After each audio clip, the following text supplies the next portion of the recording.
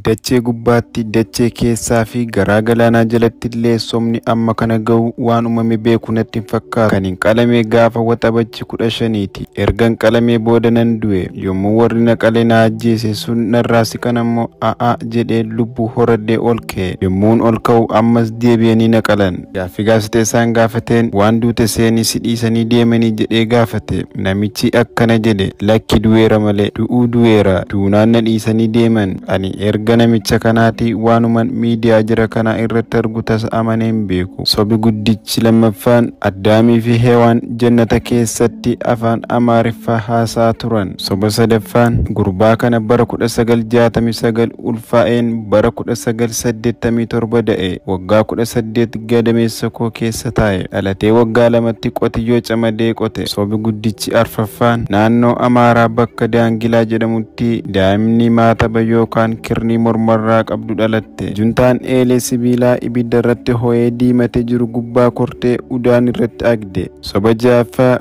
ijoollee koo duratti na gudeedanii durbummaa koo narraa fudhatan. Soba torbaffaa tikeen loonii tokko ulullee afuufuudhaan juntaa raatessee dishqaa 8 fi meeshaa waraanaa xixiqqaa 12 booji'e. Soba 8ffaa erga nyaata nyaadhee waggaa 9 ta'eera. Bishaanis hin dhugu. Mana fincaaniis hin fayyadamu. Soba 9ffaa qorataa fi beekaan tokko biyyoo baqsuudhaan na daajii taasise. Rasaasni na jalaa dhumnaan koddaa bishaanii qofa walitti reebeen juntaarraa kilaashii 7 booji'e. Meeshaa adda addaa guuranii na ajjeesuuf dhufan.